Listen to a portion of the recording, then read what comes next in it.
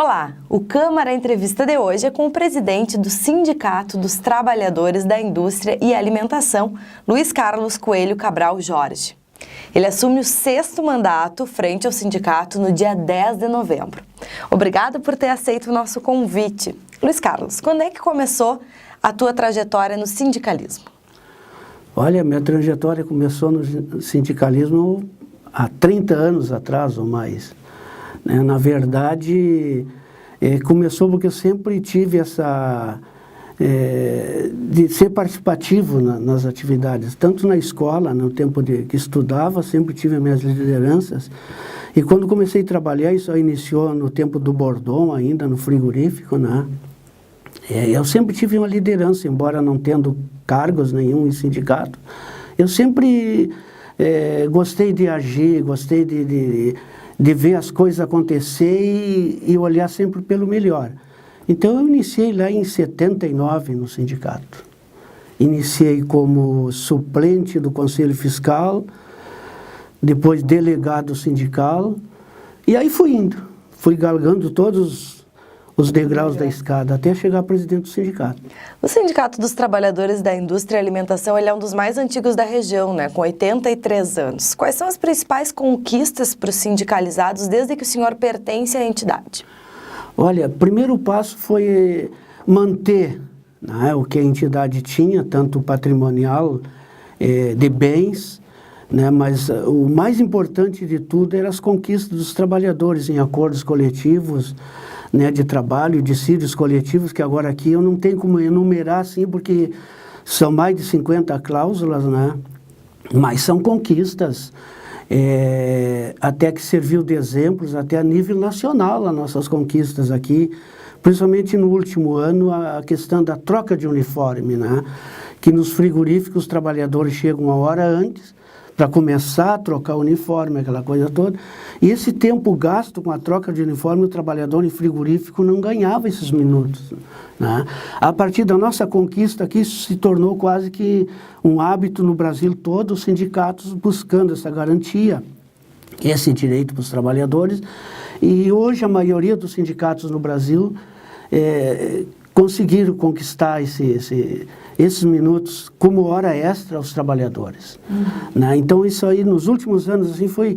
E tem outras mais interessantes, assim como o pagamento de medicamento, de exame para os trabalhadores acidentados, né? Que hoje o trabalhador ele se acidenta, não tem mais, antigamente tinha, de primeiro tinha a Previdência Social, o tempo Inambis pagava, né, medicamentos para os trabalhadores acidentados, agora não tem mais isso aí. Então o sindicato olhando essa falha que ficou, né, o sindicato começou a avançar nessas questões aí.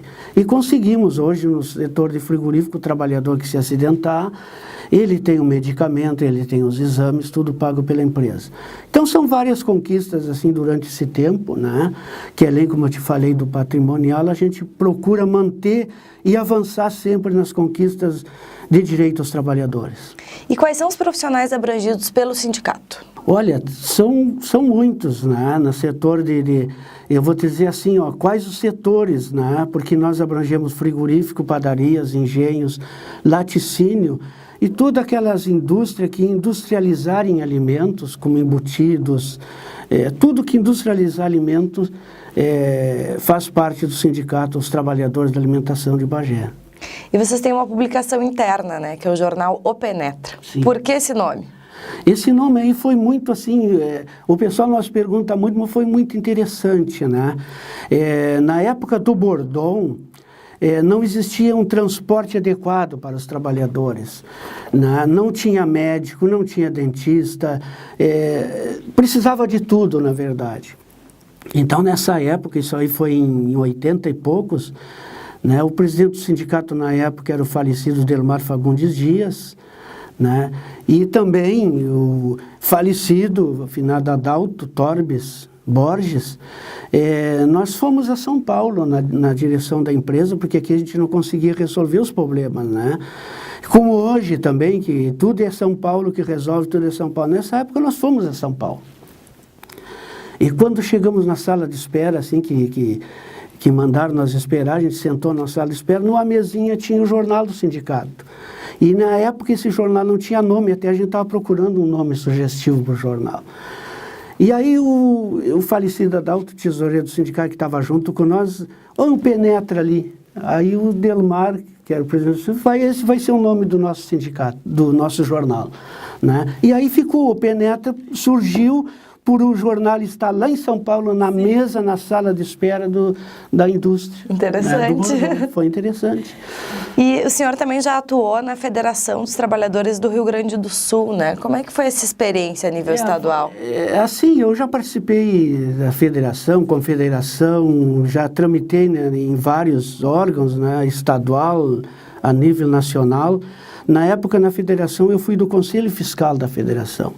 Né, foi um mandato de 3 anos, que foi muito bom, serviu de experiência para mim, tudo que eu vivi, tudo que eu pude fazer, sempre eu olhando como experiência e procurando trazer, né, para a administração do sindicato também essa experiência que eu tive fora do sindicato, como federação, confederação, que inclusive agora o dia 7 estarei em Brasília, participando da Assembleia a nível nacional, né, dos trabalhadores das indústrias de alimentação do Brasil todo. E hoje o sindicato ele tem aproximadamente uns 2.000 filiados, né? Qual é a principal demanda dos trabalhadores? Isso aí varia muito, né? Nós temos assim, tem meses que nós chegamos a 2.500, 2.800, 3.000, 2.000 e pouco, né? Mas a principal demanda dos trabalhadores principal, assim, é assistência médica, odontológica. Já hoje o trabalhador, são tantas necessidades do trabalhador que ele briga muito por salário, que o salário dele sempre seja maior. Só que nós vivemos hoje num momento difícil, né, que todo mundo está vivendo, mas a demanda sempre é salário. O trabalhador quer melhorar o seu salário, as condições de trabalho. Isso aí é as principais demandas. E quais são os casos em que o sindicato atua? Atua, assim, nós não temos dizer, vamos direcionar aquele caso, nós estamos atentos a todos os casos, né? Saúde e condições de trabalho do trabalhador, nós atuamos muito nisso aí, tanto é verdade que essa força-tarefa que vem nos frigoríficos foi iniciativa nossa aqui de Bagé, né? Passou por Bagé essa decisão, nós participamos dessa decisão de fazer, né?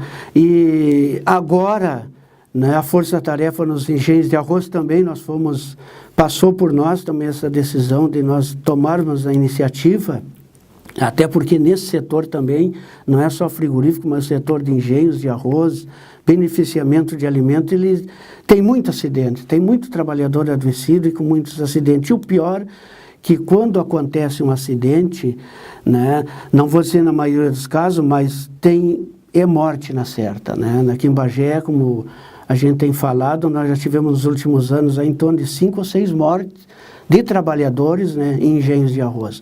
Então isso aí nos preocupa muito, isso aí a gente está sempre atento, buscando que esse trabalhador tenha uma condição adequada e que seus direitos sejam respeitados, né? Porque às vezes o patrão, a pessoa naquela ânsia de ganhar mais, esquece das condições de trabalho e de segurança do trabalhador.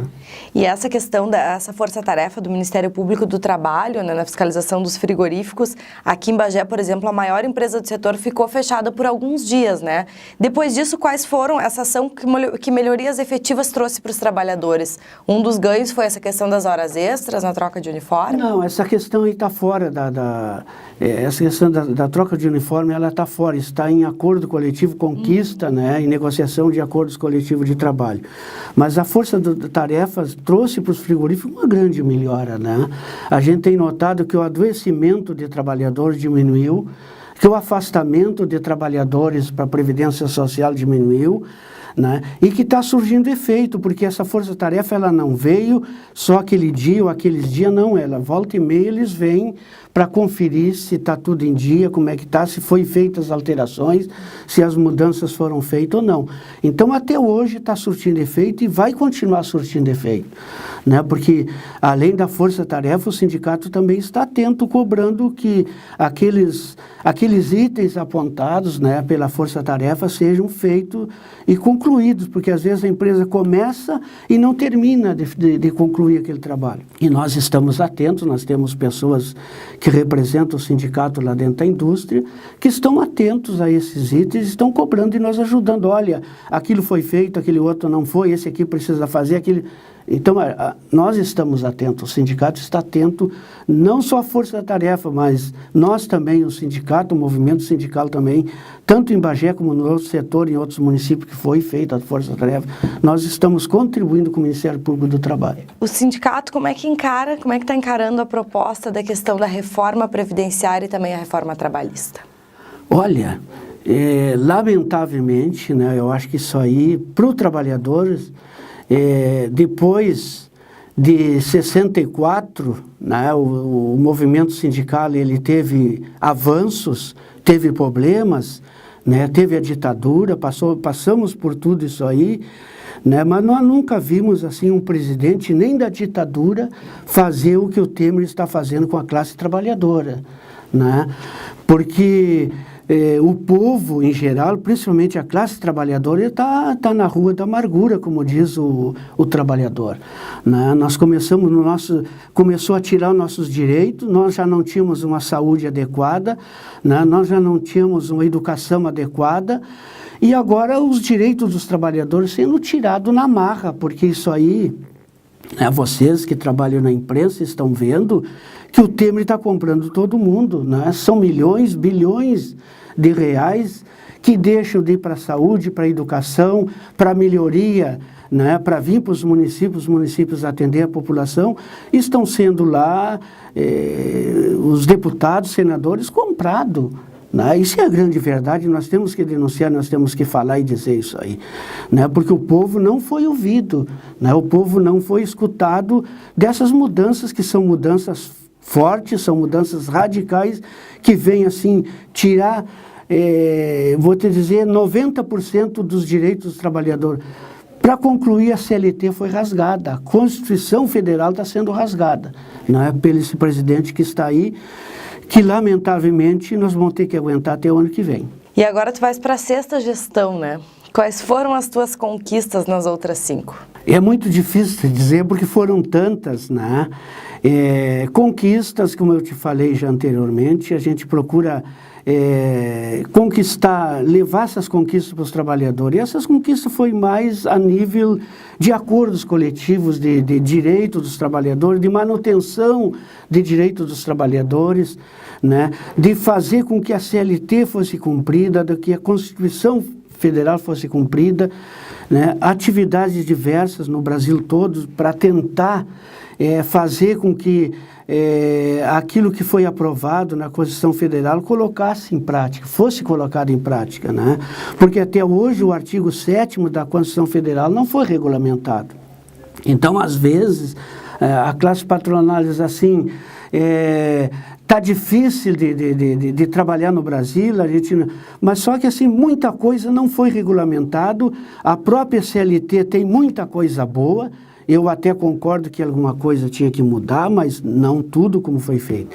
Então, as principais conquistas nesses meus mandatos todos foi manter o que os trabalhadores tinham, ampliar os direitos dos trabalhadores e procurar oferecer aos trabalhadores, né, uma assistência médica, odontológica, assistência judicial que o sindicato oferece aos trabalhadores, porque hoje nós não temos, o SUS oferece as mínimas condições para o trabalhador, né, e às vezes o trabalhador levanta de madrugada, posa na frente de um posto de saúde e não tem um atendimento adequado, porque o SUS não dá um atendimento adequado, né? Embora seja universal, os municípios hoje passam muita dificuldade para dar assistência médica odontológica, uma assistência adequada ao povo. Então, o sindicato, além das suas conquistas em acordos e dissídios coletivos, nós procuramos oferecer também a esses trabalhadores uma assistência médica, odontológica, uma assistência judicial, pelo menos, não vou dizer 100%, mas pelo menos que agrade esses trabalhadores e que eles possam chegar ali e dizer, olha,